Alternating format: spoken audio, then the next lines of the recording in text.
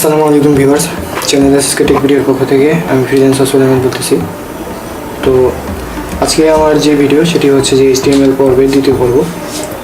তো সেই দ্বিতীয় পর্বের আজকে আমি যেটি দেখাবো আপনাদেরকে যে HTML এর যে স্ট্রাকচার আছে সেই স্ট্রাকচারটি দেখাবো। তো HTML এর অনেক ভার্সন থাকে, তো আজকে আমি আপনাদেরকে দেখাবো HTML5 এর লেটেস্ট যে ভার্সন সেটা। তো লেটেস্ট ভার্সনটা আমরা শুরু করতে যাচ্ছি এখন।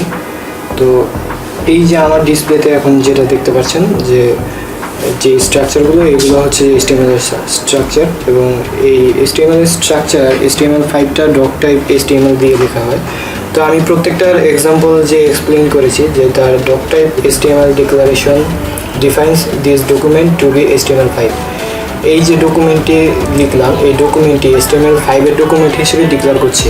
এটা হচ্ছে যে HTML5, আর HTML5 এর যে ডকুমেন্ট, এই ডকুমেন্টটা এই ট্যাগটা, এই এলিমেন্টটা ডিক্লেয়ার করে।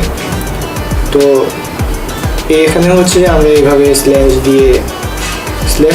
এখানে ব্র্যাকেট দিয়ে আমরা এইভাবে ডক টাইপ HTML লিখে থাকি, যেটা HTML5 এর ডকুমেন্ট হিসেবে চিহ্নিত করা হয়। দেন আমরা এখানে চলে যাব হচ্ছে যে HTML এ। তো HTML দেন হচ্ছে যে HTML এর রুট, এখানে HTML এর হচ্ছে ক্লোজিং ট্যাগ। এখানে ট্যাগের কথা যেহেতু চলে আসলো, তো ট্যাগ হচ্ছে দুই প্রকার, closing tag are starting tag. তো আমি এর আগে যেটা দেখিয়েছি HTML, ওইটা হচ্ছে যে স্টার্টিং ট্যাগ, আর এটা হচ্ছে ক্লোজিং ট্যাগ বা ইন ট্যাগ। তো এই দুইটা এইটা হচ্ছে যে নর্মাল HTML এর ইন ট্যাগ, আর এটা ইন ট্যাগ, আর এটা হচ্ছে ডক টাইপটা যে সিলেক্ট করে সেটা হচ্ছে এটা। আর এখানে HTML দ্বারা এই HTML5টাকে বোঝানো হচ্ছে। তো এখানে আমরা যেটা দেখতে পাচ্ছি, এই HTML এর অনেক ভার্সন থাকে, 1, 2, 3, 4, অনেক সময় অনেক ভার্সন বের হয়েছে, বিভিন্ন ভার্সনে বিভিন্ন টাইপ আছে। তো এখন বর্তমানে সবচেয়ে বেশি ট্রেন্ডিং হচ্ছে HTML5। আর এই HTML এর স্টার্টিং ট্যাগ এটা, আর এন্ডিং ট্যাগ এটা। আর HTML এর ভিতরে থাকে হচ্ছে হেড পার্ট, এই হেড পার্টেরও এন্ডিং ট্যাগ এটা। আর হেড পার্টের ভিতরে যেমন টাইটেল দেই, পেজের যে টাইটেল, আর বডি পার্ট থাকে। বডি পার্টটা হচ্ছে যে বডি পার্টেরও স্টার্টিং ট্যাগ এটা, বডি পার্টের ভিতরে অনেক কিছু দেওয়া থাকে এবং বডি থেকে। আর HTMLটা কি, যে HTML element is the root element of an HTML page. তো এটা হচ্ছে যে HTML এলিমেন্ট। দেন হচ্ছে যে head element contents meta information about document.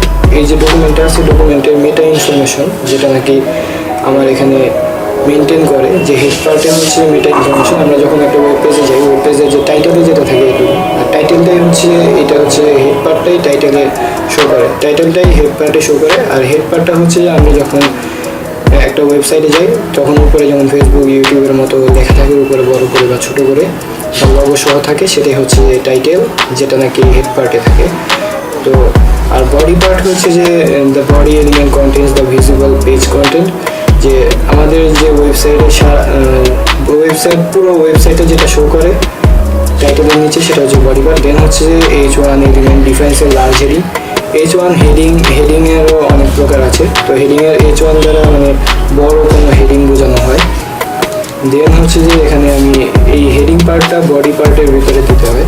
আর দেন হচ্ছে যে P element defines a paragraph.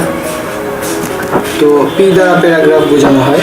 তো এখানে আমরা যে কোনো কিছু লিখতে চাই, তো পি পার্টে আমাদের লিখতে হয়।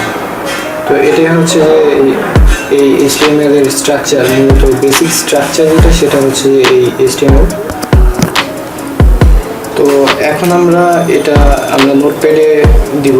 তো যাদের নোটপ্যাড নেই তারা নোটপ্যাড ডাউনলোড করে নেবেন। তো নোটপ্যাডে আমি এটা কপি পেস্ট করে দিলাম। দেন এখানে পেজ টাইটেলের জায়গায় সাপোজ আমার চ্যানেলের নাম লিখলাম SSK space TECH space BD। দেন হচ্ছে যে আমরা হেডিংয়ের জায়গায় দিলাম যে হ্যালো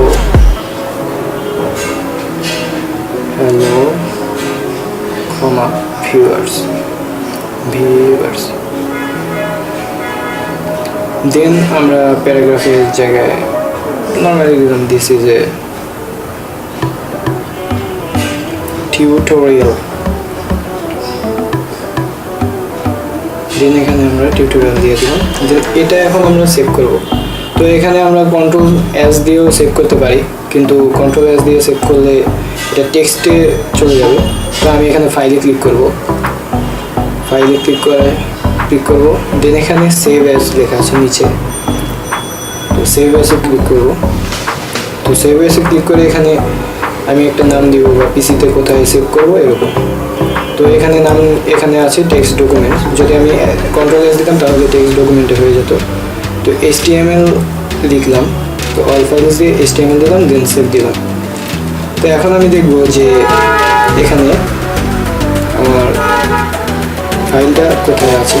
তো দেন ডকুমেন্টসে এই যে এখানে আমার HTML টেক্সট ডকুমেন্টে আসছে, কিন্তু কেন আসছে এটা দেখা গেছে এরকম দিছে আবার এরকম চলে আসছে। তো এটা কেন হয়েছে, কারণ আমরা এখানে একটা ভুল করছি। তো এই ভুলটা আমাদের ক্ষেত্রে করা যাবে না, এটা একটু সাবধানে দেখে করতে হবে। এটা আমরা সচরাচর এই যে ভুলটা করে থাকি, তো এই ভুলটা করা যাবে না। তো সেভ অ্যাসে দিব, সেভ অ্যাসে দিয়ে এই যে TXT দেন অল ফাইলস HTML এর জায়গায় এখানে আমি আমার ফাইলের নাম দিব। যেমন আমি আমার ফাইলের নাম দিলাম HTML। দেন হচ্ছে যে আমরা এখানে দিব যে .html বা HTML দুইটার একটা। তো HTML যখন HTML দিলাম তখন এই যে এখানে আমরা দেখতে পাচ্ছি যে HTML একটা ফায়ারফক্স ডকুমেন্ট তৈরি হয়ে গেছে, মানে একটা ওয়েবসাইটের ডকুমেন্ট তৈরি হয়ে গেছে। তো এটা অনেকের ক্ষেত্রে ক্রোম ডকুমেন্ট দেখাতে পারে। তো আমরা এখানে ফায়ারফক্স ডকুমেন্ট শো করতেছে। তো এর আগেরটা ছিল যে টেক্সট ডকুমেন্ট, আর এখন হচ্ছে ফায়ারফক্স ডকুমেন্ট। তো এটা এখন আমি রান করি। তো রান করার পর আমাদের পেজের যে টাইটেলটা ছিল, টাইটেল কী ছিল, এখানে আমার টাইটেল ছিল হেড পার্টে কী ছিল, টাইটেল ছিল SSK বিডি। তো আমার হেড পার্টে SSK বিডি শো করতেছে। দেন আমার এখানে হচ্ছে যে এখানে আমি যেটা দেখাবো আপনাদেরকে যে দেন এই যে আমাদের H1 দিলাম যে বডির ভিতরে একটা ওয়েবসাইটের পুরোটা হচ্ছে যে এইটা বডি। এই বডির ভিতরে হচ্ছে যে আমি যেটা দিব, যেমন হ্যালো ভিউয়ার্স, এটা H1 এ ছিল। তো এটা এই যে H1 এ আমি যেটা দিয়েছিলাম সেটা হচ্ছে সেখানে হেডিং হিসেবে শো করছে। আর পিতে প্যারাগ্রাফে যেটা দিয়েছিলাম দিস ইজ এ টিউটোরিয়াল, সেটা হচ্ছে যে ছোট হিসেবে লেখাটা আসছে। তো এই ছিল হচ্ছে যে আজকে আমার ভিডিওটি যদি ভালো লেগে থাকে লাইক করবেন, কমেন্ট করবেন, আর চ্যানেলটি সাবস্ক্রাইব করতে ভুলবেন না। ধন্যবাদ।